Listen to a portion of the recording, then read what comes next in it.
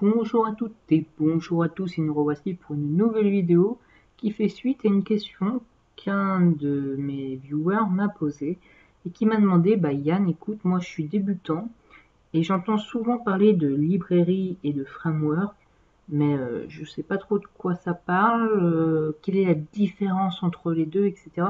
Donc, est-ce que toi qui expliques plutôt bien, est-ce que tu pourrais m'expliciter un peu cela, me parler un peu de ces termes et qu'est-ce qu'ils signifient? Alors, moi, ce que je lui ai répondu, c'est écoute, je vais pas te répondre tout de suite. Je vais faire une vidéo parce que je pense que cette réponse devrait en intéresser plus d'un, car peut-être vous les utilisez de manière indifférente, et pourtant une librairie et un framework, ce n'est pas la même chose. Donc, ce que je vous propose dans cette vidéo, c'est de faire justement un peu de vocabulaire, et donc on va parler de ce qu'est une librairie, ce qu'est un framework, puis tant qu'à faire, on va parler de ce qu'est une API. Donc on va commencer par une librairie. Donc je dis librairie parce que moi je parle à la française. En réalité c'est un mot anglais qui veut dire library. Ça ne se traduit surtout pas en français par librairie, sinon croyez-moi vos profs d'anglais vont vous taper dessus. Library ça veut dire bibliothèque en français. Et si vous voulez dire librairie, ça se dit bookstore. Bon, ça c'était la petite note d'anglais. En plus, je donne des cours d'anglais. Si c'est pas magnifique dans mes vidéos, on apprend toujours des choses. Mais revenons à notre sujet, donc library, que je vais dire librairie parce que vous n'allez pas m'embêter avec ça. Une librairie, qu'est-ce que c'est? C'est un ensemble de classes et de fonctions qui ont été développées par autrui et que l'on va réutiliser dans notre programme. Pourquoi faire? Le but est de ne surtout pas réinventer la roue.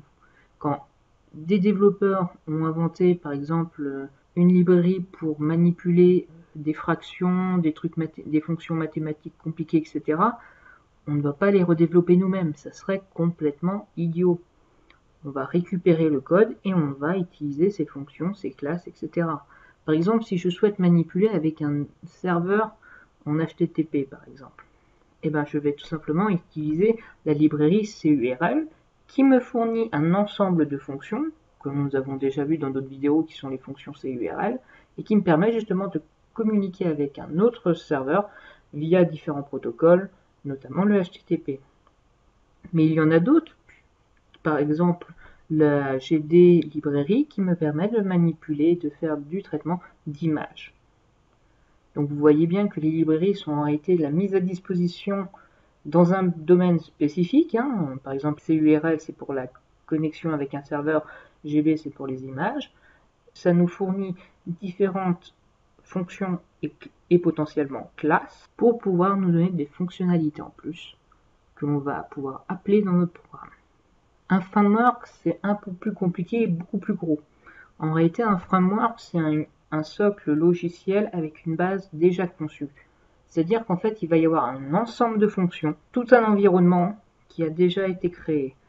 Et cela va nous imposer un certain formalisme qui va être imposé par le framework. Donc ça peut être différentes hiérarchisation du code, différents modèles de coding, par exemple le MVC, ou par exemple le MVVM, ou alors d'autres choses comme ça.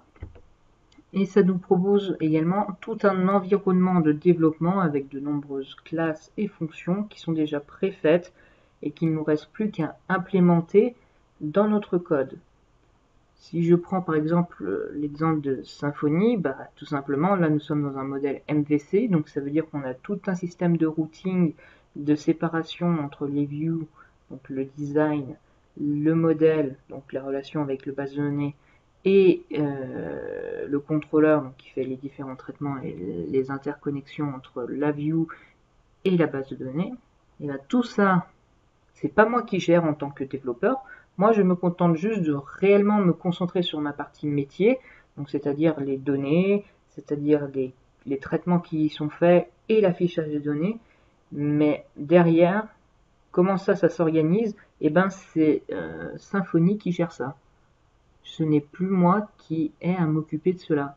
Donc en fait, moi, ça me donne un environnement où en fait je vais pouvoir développer sans forcément me prendre la tête. Et là, je suis Symfony, mais il y en a bien d'autres, comme par exemple Zend, ou encore par exemple Code Editor, ou encore, je ne vais pas tous les citer parce qu'il y en a moult. mais par exemple, je sais pas, quelques PHP, etc., etc. Donc tout ça, c'est des environnements qui sont plutôt grands, complexes, et qui sont vraiment là pour nous servir de base, tout simplement, pour ne pas partir de rien, pour nous imposer, on va dire, un code de conduite, une façon de coder, qui est très utile, notamment lorsqu'on veut faire du modulaire, et donc pouvoir implémenter différents modules externes, puisque tout le monde a le même formalisme. Donc ça, c'est plutôt bien.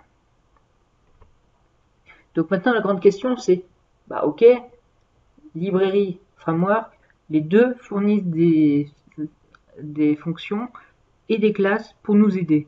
Alors du coup, mais quelle est la différence? Bon, j'ai bien compris que un framework c'est plus une base qu'une librairie, mais réellement c'est infime. En fait, là où tout se joue, c'est en réalité sur qui a la main, qui contrôle, on va dire.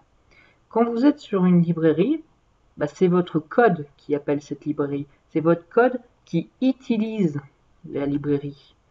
Vous voyez, vous allez appeler la librairie dans votre code et vous allez manipuler la librairie dans votre code.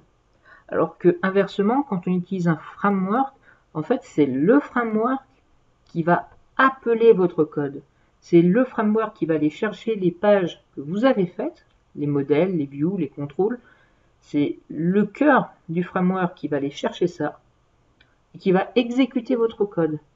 Donc en fait, c'est le framework qui est au-dessus de votre code, c'est le framework qui appelle votre code, alors que pour la librairie, c'est vraiment vous qui manipulez quand vous le voulez, et de manière assez libre, la librairie.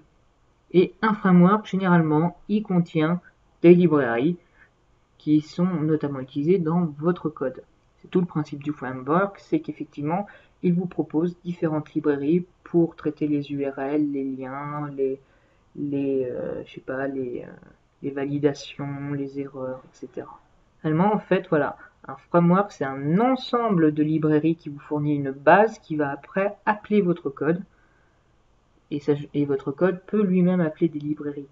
Mais voilà ce qui différencie grosso modo une librairie et un framework, c'est réellement qui appelle qui. D'un côté, c'est votre code qui appelle la librairie, de l'autre côté, c'est le framework qui appelle votre code. Et du coup, ma grande question, qu'est-ce qu'une API? Alors, une API, en fait, ça peut être tout simplement un framework, comme cela peut être une librairie, mais ce sont des librairies ou des frameworks spéciaux dont le but est justement d'interagir avec un service externe, un service tiers. Donc, par exemple, je vais pouvoir citer les Google API. Les Google API qui sont basés sur le framework Zend. Donc en fait, quand on veut utiliser les Google API, en fait, on va prendre un framework qui est Zend et qui va nous permettre cette fois de communiquer avec le service de Google, que ce soit YouTube, que cela soit Google Calendar ou d'autres choses comme ça, les produits Google, et bien cela va se passer avec une API. Par exemple, on les a déjà vus lors de la vidéo sur l'API de YouTube. Ça m'a fourni un ensemble de fonctions qui m'a permis effectivement de pouvoir interroger YouTube. Donc ça m'a fourni un ensemble de fonctions, donc c'est bien pour ça que ici c'est écrit client librairie. Et derrière, en fait, si vous regardez le code, derrière, on a besoin de Zen pour faire tourner. Donc voilà, l'API c'est un mélange un peu des deux. Ça peut être des librairies, ça peut être des frameworks, mais là, en tout cas, le but réel est vraiment d'utiliser un service tiers. Par exemple, je sais pas, les Google API, mais il y a aussi les Graph API de Facebook qui nous permet notamment de récupérer différentes informations sur une personne, sur un profil, sur des recherches Facebook, etc. Là encore, cette fois, il n'y a pas de framework, il n'y a pas de Zen ou de n'importe quoi.